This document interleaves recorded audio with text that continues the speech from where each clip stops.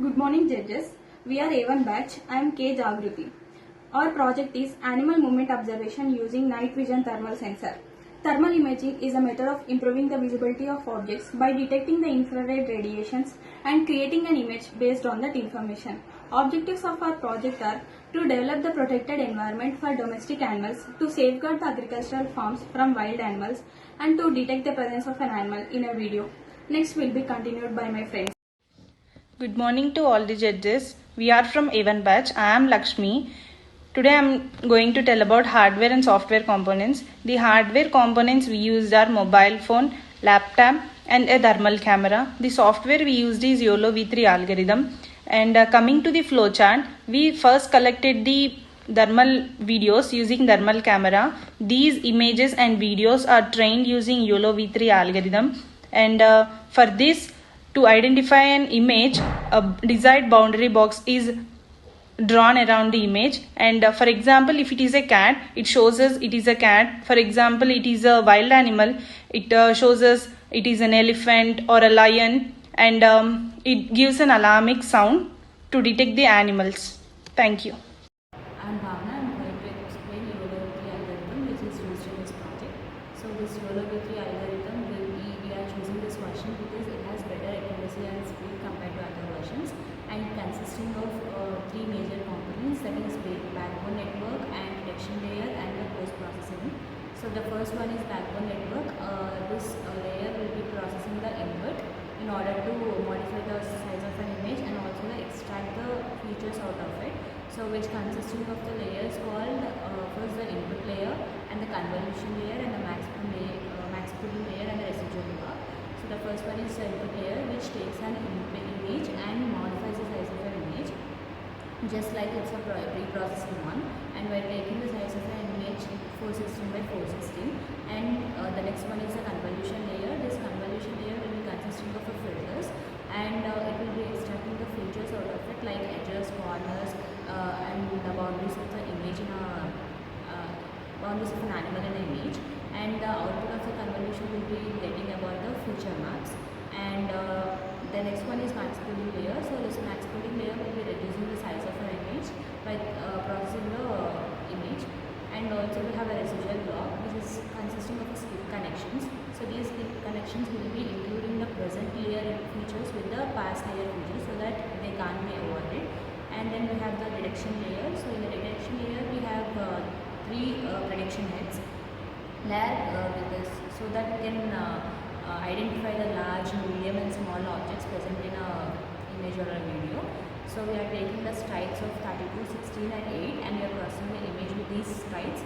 So to get the different resolutions of an image, like a smaller one, a medium one and a larger one. As I said, to detect the larger and smaller and the medium objects in a image or a video. And then we have post processing. In the post processing, we have one by one convolution layer, which is a maximum number of channels present in the video, and also we have 3 by 3 convolution layer. This objectness score will be telling about whether there is an image in the when there is an object present in the image or a video. So if it is about objectness score is about 0, then it is about edges, and if it is 1, then it is present at the center of an image. And we have a probabilities in that table. So these probabilities will be used to calculate the value of a image. Like you can calculate the probability of finding the image in an animal in an image. So we have different threshold values for different animals that we manually fix to it, and if it is above threshold value, it will be classifying it as a particular object. Good morning, I am Priyanka. I am going to explain about the advantages and disadvantages of this project. So about the advantages, we have the speed of this YOLO V3 is very high than compared to other versions of YOLO. It gives the results more accurately than compared to other versions of YOLO. Then when it comes to high accuracy, we can see a very high accuracy up to 95.5% in the case of YOLO V3.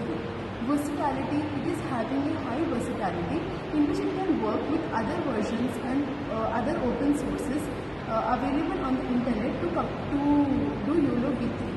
Easy to implement. We can see that YOLO V3 is easy to implement since we can easily dump the code into the other version of YOLO, into other source, and then we can use it with other softwares also. So it's easy to implement. Detection of objects in low light conditions. It can detect the objects in low lighting conditions.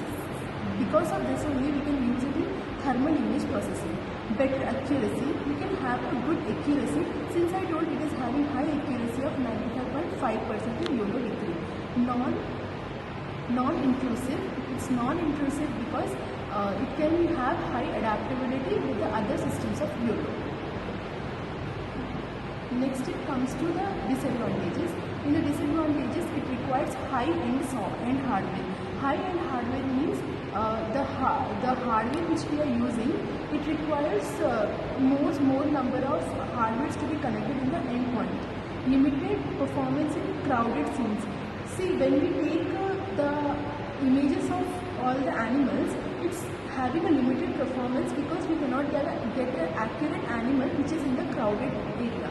Difficulty in detecting small objects. It is having difficulty in detecting small objects because when the object is very small, it's not possible to give the annotations to that object, so it becomes difficult to detect the small objects in YOLO V3 algorithm. Limited to 80 objects category. Since it is, it can have more it can have limited object detection because the object which we are going to detect will have it should have more boundaries or more annotations, so it is having limited object detection. When we come to the conclusion of this project is we detected the presence of an animal in a video. In the video, we are able to detect how the animal movement is there, that too with the thermal images. Even we are getting an annotations that this is an which animal this is. We categorize the domestic as well as wild animals. We developed a motion detection and object tracking system for protection of domestic animals. Here we are able to protect the domestic animals with the help of the motion detection. This work is helpful to identify the attacks of threats that occurred under the surveillance, like to safeguard the agricultural farms from wild animals. Wherein we can see that the agricultural farms are attacked by the wild animals, for which the farmer has to face a lot of problems. So for this we have developed the system, and we are also concluding that this system has worked very well and it